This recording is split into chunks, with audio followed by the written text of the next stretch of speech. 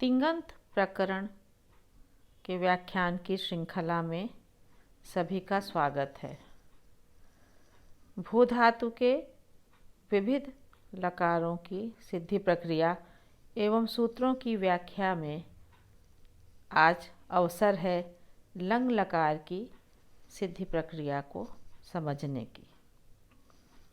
भू धातु से लंग लकार में रूप बनता है अभवत, अभवताम, अभवन, अभवः, अभवतम, अभवत, अभवम, अभवाव, अभवाम। भूतकाल की क्रिया के वाचक धातु से लंग लकार हो, किंतु भूतकाल कैसा? अनद्यतन, अर्थात अनद्यतन भूतकाल की क्रिया के वाचक धातु से लंग लकार होता है। इसके लिए सूत्र है अनद्यतने लंग। जैसे वह आज प्रातः विद्यालय गया। इस उदाहरण में भूत तो है किंतु अनद्यतन नहीं है, अतः यहाँ लंग नहीं होगा। वह कल विद्यालय गया, इस अर्थ में लंग लकार होगा। जहाँ अद्यतन एवं अनद्यतन दोनों भूत का मिश्रण होता है, वहाँ लंग लकार न होकर भूत सामान्य में लुंग लकार का प्रयोग होता है। जैसे वयम अद्य ह्यश्च विद्यालयम अगमाम। भू धातु के लुंग लकार का वर्णन अग्रिम व्याख्यानों में किया जाएगा। संप्रति लंग लकार की सिद्धि प्रक्रिया समझते हैं। तो प्रथम पुरुष एक वचन में लंग लकार के प्रथम पुरुष एक वचन में अभवत की सिद्धि में भू धातु से अनद्यतने लंग सूत्र से लंग लकार प्राप्त हुआ। लंग के अनुबंधों का लोप करके ल शेष बचा। इसके पश्चात प्रथम पुरुष एक वचन का प्रत्यय टिप शप आदि कार्य करके भवति रूप निष्पन्न हुआ।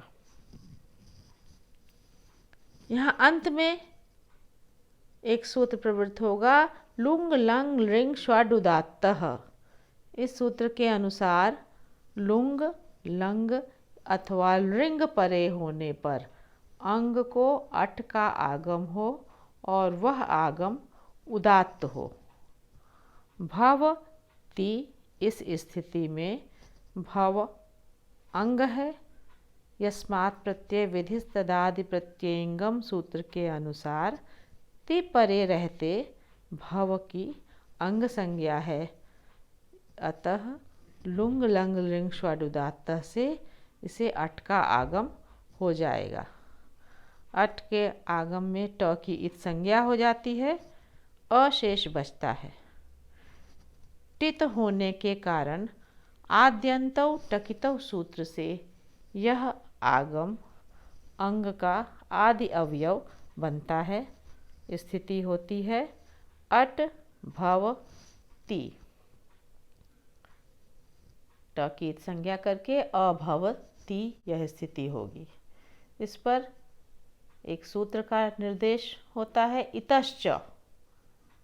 इसके अनुसार गित लकार के स्थान पर होने वाले इकारांत परस्मयी पद का लोप हो। अलौन्त्यस्य परिभाषा के आधार पर यह लोप अंतिम अल अर्थात इकार का होता है। अतः अभवति में इतश्च से इकार का लोप करके अभवत रूप सिद्ध होता है। प्रथम पुरुष द्विवचन में भू धातु से अनद्यतन भूत अर्थ में लंग लकार, द्विवचन का प्रत्यय तस और इस तस को भी तस थस थमिपाम तान तन तामह सूत्र के आधार पर तस को ताम आदेश शप विकरण आदि कार्य करके सार्वधातु कार्धातुकयोः से उकार को ओकार होकर भवताम रूप बन जाता है। अंत में लुंग लंग लिंग श्वाड उदात्त से अंग को अट का आगम करने पर अभवताम प्रयोग सिद्ध होता है। यहाँ एक तथ्य उल्लेखनीय है कि कतिपय व्याकरण ग्रंथों में यह अडागम आरंभ में ही करना बताया गया है, किंतु लघु सिद्धांत कौमुदी भैमी व्याख्या के द्वितीय भाग इस ग्रंथ में, लघु सिद्धांत कौमुदी भैमी व्याख्या द्वितीय भाग इस ग्रंथ में सब प्रमाण उदाहरण सहित इस अडागम को अंत में करना बताया गया है। यहाँ उसी पुस्तक के अनुसरण पर अडागम को अंत में करना बताया जा रहा है।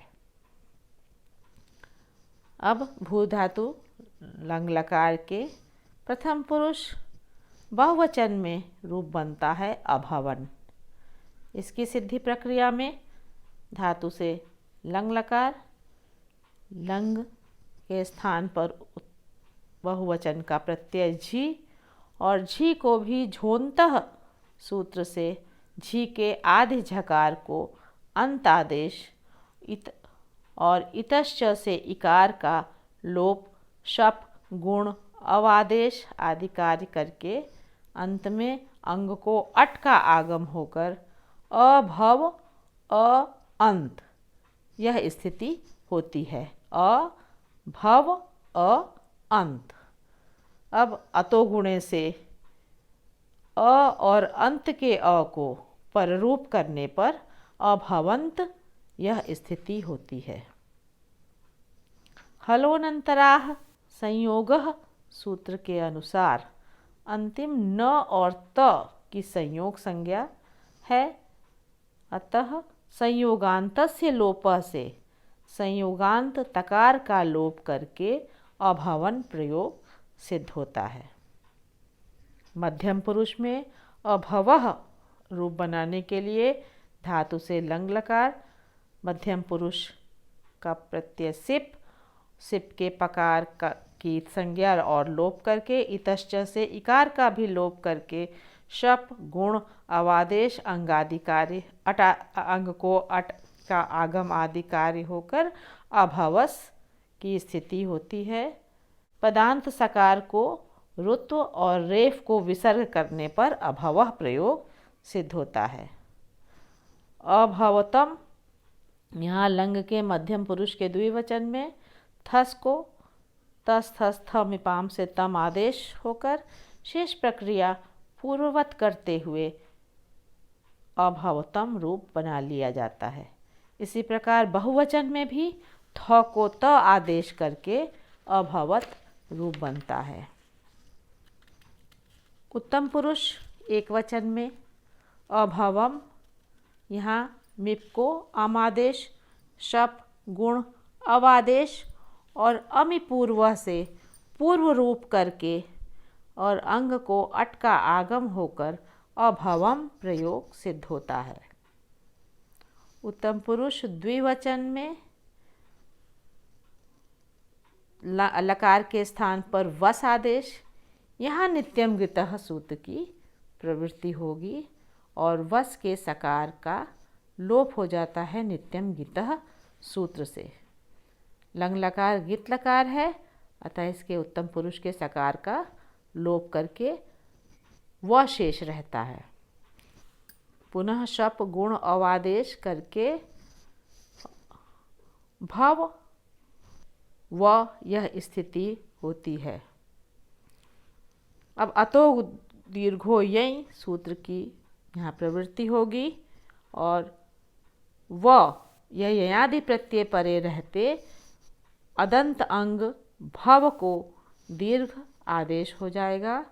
भवा व लुंग लंग लिंग स्वाडुदात्त से अटका आगम करके अभवा व प्रयोग सिद्ध होगा। यही प्रक्रिया बहुवचन में भी अपनाई जाएगी। वहाँ वस के स्थान पर मस आदेश होगा और सिद्धि प्रक्रिया अभवाव की तरह करके अभवाव अभवाम रूप बना लिया जाता है। अगले व्याख्यान में भू धातु से विधि आदि अर्थों में लिंग लकार की प्रवृत्ति किस प्रकार की जाएगी और किस प्रकार लिंग लकार में रूपों की सिद्धि होगी, यह स्पष्ट किया जाएगा। धन्यवाद।